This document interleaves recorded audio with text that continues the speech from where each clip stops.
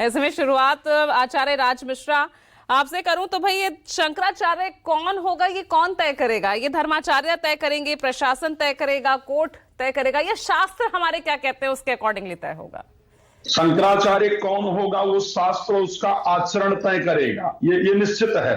लेकिन भारतीय संविधान है, भारतीय मर्यादा है, भारतीय जो संस्था है, जो संविधान है, उसकी मर्यादा के अंतर्गत रह करके धर्म का पालन होगा, वो शंकराचार्य होगा। समझ में आया? शंकराचार्य कोई ऐसे नहीं। कौन शंकराचार्य भाई? किस बात का शंकराचार्य? शंकर आदि गुरु शंकराचार्य पूरे विश्व का पैदल, पूरे भारत का, क्षमा चाहूंगा, पूरे भारत का पैदल भ्रमण करते हैं सनातन धर्म की स्थापना के लिए। और एक शंकराचार्य, खुद को स्वघोषित शंकराचार्य, 100 कदम नहीं चल पा रहा है कि 100 कदम जाकर के स्नान कर ले और फिर ये होगा कि ये शंकराचार्य है। हाँ, कैसे ये पॉसिबल है भाई?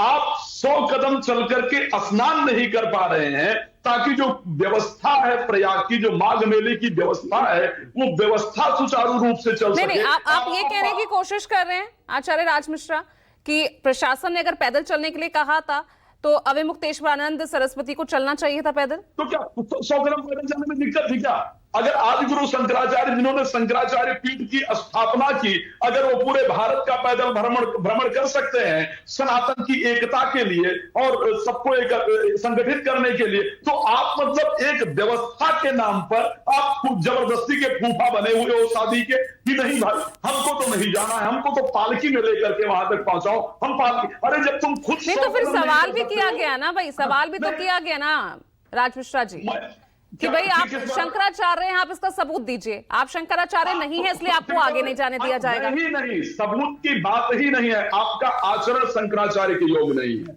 नहीं, प्रक्रिया क्या है आचार्य राज मिश्रा? अगर मैं ये समझना चाहूं, प्रक्रिया क्या है एक शंकराचार्य, अगर किसी को घोषित किया जाता है, किसी आचार्य को?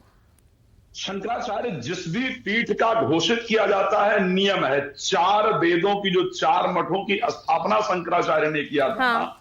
उसमें हर एक मठ के शंकराचार्य को एक वेद का पूरा जो अध्ययन है, एक वेद का जो पूरा व्याख्यान है, एक वेद की जो पूरी नॉलेज है, उसके बेस पर कि वो उस वेद की सुरक्षा के लिए, धर्म की सुरक्षा के लिए वहां पर शंकराचार्य होगा। बिल्कुल सही कहा योगी राज जी ने कि हाँ, वो दंडी स्वामी होना चाहिए, उसका नियम है। उसके अंदर समोदमस्था शौचम शांतिरार्जमेव च ज्ञान विज्ञानमस्तिक्यम, उसके अंदर शांति होनी चाहिए, उसके अंदर क्षमा करने की शक्ति होनी चाहिए, उसके अंदर सब में समान दृष्टि होनी चाहिए। श्री रामचरितमानस के अंदर गोस्वामी तुलसीदास जी ने संत के लक्षण का, इवन मैं शंकराचार्य के पद की बात करूं, संत के लक्षण को कहा है कि संत सहाय दुख पर हित लागी और पर दुख हेत असंत अभागी। एक लक्षण है भाई शंकराचार्य की जो प्रक्रिया है। एक तो उसके अंदर सहनशीलता ही नहीं है, अगर उसके अंदर विनम्रता ही नहीं है, जो कि उस पद की एक सबसे इंपॉर्टेंट गरिमा है, उसके अंदर अगर यही नहीं है कि मैं ठीक है, अगर किसी व्यवस्था के लिए मैं अपने आप को ठीक कर पाऊं, तो वो जो एक पूरी प्रक्रिया है जहां पर उनको स्थापित किया जाना चाहिए, तो उस प्रक्रिया को पालन ही नहीं कर पा रहे हैं। काहे का शंकराचार्य भाई? अगर उन्होंने किस वेद के ऊपर क्या किया है, सनातन धर्म, ठीक है, शंकराचार्य तो सनातन धर्म की रक्षा के लिए थे, सनातन धर्म की एकता के लिए थे। शंकराचार्य पीठ की स्थापना हुई थी बिकॉज पूरे भारत को एकत्रित करके रखा। बोले योगीराज सरकार, रिस्पॉन्ड कीजिए प्लीज। हाँ, चारों, अब उनके अंदर मुझे एक